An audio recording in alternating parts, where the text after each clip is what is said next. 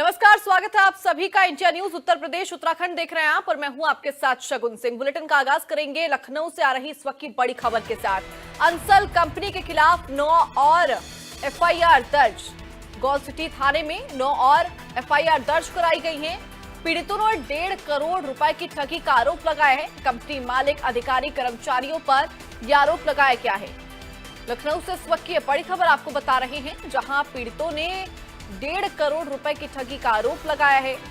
Company मालिक, अधिकारी, कर्मचारियों पर यह आरोप लगाया गया है और इसके साथ ही अब अंसल ग्रुप की लगातार मुश्किलें बढ़ती जा रही है। इससे पहले भी अंसल कंपनी के खिलाफ कई मामले दर्ज हैं और अब इसी कड़ी में 9 और एफआईआर दर्ज हो चुकी है। गॉल सिटी थाने में 9 एफआईआर दर्ज कराई गई है। पीड़ितों ने 1.5 करोड़ रुपए की ठगी का आरोप लगाया है। आपको बता दें, इससे पहले भी कंपनी मालिक, अधिकारी, कर्मचारियों पर कई तरह के आरोप लगाए गए हैं और एक बार फिर से लखनऊ से अंसल कंपनी की बढ़ती हुई मुश्किलें को लेकर ये बड़ी खबर सामने आ रही है। अंसल कंपनी के खिलाफ 9 और एफआईआर दर्ज हो चुकी है। गॉल सिटी थाने में ये 9 एफआईआर दर्ज हुई हैं। इससे पहले भी कंपनी के जो तमाम कर्मचारी, उनके ऊपर आरोप लगाए गए हैं और इसी कड़ी में एक बार फिर से अंसल कंपनी के खिलाफ 9 और एफआईआर दर्ज हुए हैं। पीड़ितों ने 1.5 करोड़ की ठगी का आरोप लगाया है। करोड़ों की ठगी मामले में अंसल कंपनी की मुश्किलें लगातार बढ़ रही हैं और अब एक बार फिर से अंसल कंपनी के ऊपर 9 एफआईआर दर्ज हो चुकी है। अंसल कंपनी के खिलाफ 9 और एफआईआर दर्ज हुई हैं। बीते दिन भी अंसल कंपनी की बढ़ती हुई मुश्किलें नजर आ रही थी और अब पीड़ितों ने 1.5 करोड़ की रुपए की ठगी के आरोप लगाए हैं अंसल कंपनी के ऊपर और ये पूरा मामला गॉल सिटी थाने में दर्ज हुआ है, जहां पर 9 एफआईआर 7 दर्ज किए गए हैं। कंपनी मालिक, अधिकारी और कर्मचारियों पर आरोप लगाए गए हैं। ठगी का ये आरोप अंसल कंपनी के ऊपर लगातार लग रहा है। आपको बता दें, पीड़ितों ने 1.5 करोड़ की ठगी का आरोप अंसल कंपनी के मालिक, अधिकारी और कर्मचारियों पर लगाया है, चूंकि लगातार अंसल ग्रुप के ऊपर ठगी करने के आरोप लग रहे हैं और काफी लंबे समय से अंसल कंपनी घिरती हुई नजर आ रही है। कई लोगों ने, कई पीड़ितों ने करोड़ों की ठगी का आरोप अंसल कंपनी के ऊपर लगाया है और एक बार फिर से गॉल सिटी थाने में 9 एफआईआर दर्ज हो चुकी है अंसल कंपनी के खिलाफ और इन तमाम 9 एफआईआर में अंसल कंपनी के मालिक, अधिकारी, कर्मचारियों पर तमाम आरोप लगे हैं। आपको बता दें, इससे पहले भी कई बार अंसल कंपनी घिरती हुई नजर आई है और एक के बाद एक इनकी मुश्किलें यहां पर पड़ रही हैं। 2 दिन पहले भी अंसल कंपनी के ऊपर 2 मामले दर्ज हुए थे और अब कुल मिलाकर कई मामले अंसल कंपनी के ऊपर दर्ज हो चुके हैं। अलग अलग जगहों से पीड़ितों के ये तमाम एफआईआर सामने आ रही हैं। अंसल के खिलाफ उनकी समस्याओं को लेकर ये तमाम मुकदमे दर्ज किए जा रहे हैं और अब जैसे जैसे वक्त हो रहा है, पीड़ित सामने आकर अंसल ग्रुप की जो मुश्किलें हैं वो बढ़ाते हुए नजर आ रहे हैं, चूंकि लगातार अंसल कंपनी के ऊपर ठगी के आरोप है। दरअसल आरोप यह है कि अंसल ने एक ही जमीन को 2-3 बार बेचा, यानी कि एक जमीन किसी को एक बार बेची गई और वही जमीन बाकी अन्य लोगों को भी बेची गई और इस तरह से करोड़ों की ठगी का आरोप अंसल ग्रुप के ऊपर है। हालांकि दावा यह भी है कि पैसे लेकर वो आज तक किसी को जमीन नहीं दिखाता था कि जमीन कहां पर है। सिर्फ कागजों पर, नक्शे पर जमीन दिखती रही थी और उसी के आधार पर वो पैसे ले लेता था।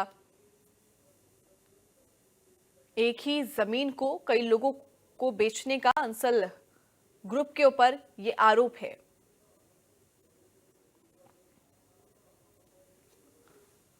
और एक बार फिर से गॉल सिटी थाने में 9 एफआईआर दर्ज हुई हैं अंसल कंपनी के खिलाफ। ये बड़ी जानकारी, जहां लगातार अंसल कंपनी की ये मुश्किलें बढ़ रही हैं। पुलिस लगातार इस मामले की जांच पड़ताल भी तेज कर रही है और इसी कड़ी में एक बार फिर से अंसल कंपनी मुसीबतों में घिर रही है। इससे पहले भी कई बार अंसल कंपनी विवादों में घिरी है और लगातार जो सख्ती बरती जा रही है फिलहाल उसको लेकर ये बड़ा अपडेट सामने आया है अंसल कंपनी का, जहां 9 और एफआईआर दर्ज हुई है।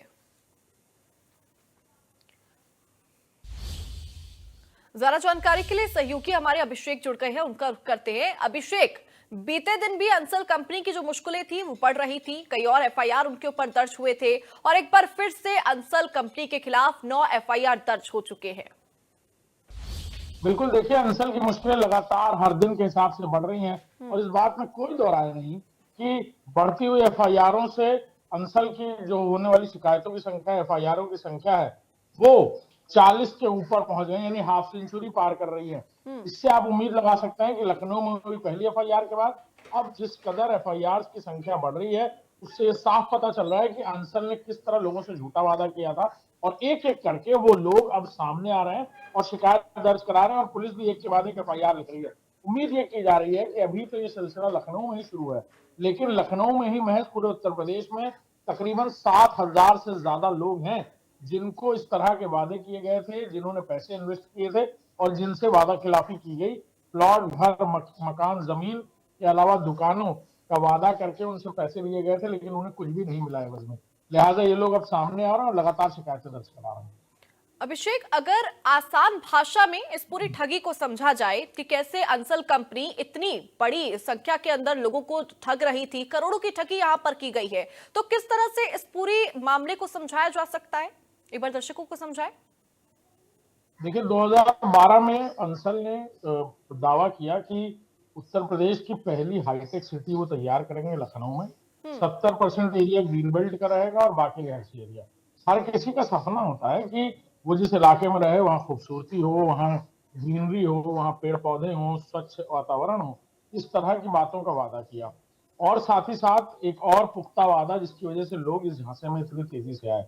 अंसल ने दावा किया और एमओयू भी साइन किया एलडीए के साथ कि एलडीए के साथ हो रही कोलैबोरेटेड एक योजना है, लिहाजा एलडीए भी इसमें साथ में जॉइंट वेंचर में है और लोगों का विश्वास और बड़ा हो गया। लोगों ने कहा कि लखनऊ डेवलपमेंट अथॉरिटी सरकारी संस्था है, वो एमओयू साइन कर रही है अंसल के साथ, लिहाजा इसमें विश्वास है लोगों को और इसीलिए विश्वास और पैदा हुआ और बड़ी तादाद में लोग पैसा लगाते रहे और इस बात को भूल कर कि कभी उनके साथ धोखाधड़ी भी हो जाएगी। इस बात का फायदा आगे चलकर अंसल ने उठाया। जिन लोगों को पोजीशन दे दिया था उनको मिल गया पोजीशन, जिनको नहीं दे पाई उनसे भी ये कहकर वादा करती रही कि आगे आपको पोजीशन दिया जाएगा। वो जमीनें भी दिखाती रही जो कभी एलडीए ने अंसल को सौंपी ही नहीं थी, यानी अंसल ने कभी एक्वायर ही नहीं की थी, यानी वर्चुअल लैंड दिखाती रही और बड़ी तादाद में लोगों का इन्वेस्टमेंट आता रहा। अंसल फूलता फलता रहा ये कहकर कि हम आने वाले वक्त में आपको जमीन घर देंगे और एक वक्त ऐसा आया कि अंसल जब समझ गया कि भांडा फूट जाएगा तो उन्होंने अपने आप को दिवालिया घोषित कर लिया। इसी के साथ ये पूरी कहानी शुरू हुई और लोगों ने सामने आना शुरू किया, बताना शुरू किया। एनसीएलटी ने बैंक खाते सील कर दिए हैं और अब इंटरनल ऑडिट भी चल रहा है एनसीएलटी का। जो भी कंप्लेनेंट्स ने अपनी कंप्लेन डाली है, जल्द ही ये भी प्रक्रिया शुरू हो सकती है कि एनसीएलटी ने जो खाते सील किए उससे देनदारों का बकाया जो है वो उनको पैसे वापस मिले, जो कंप्लेनेंट्स है उनके पैसे वापस मिलने का काम शुरू हो। ठीक है अभिषेक, आप हमारे साथ बने रहिएगा और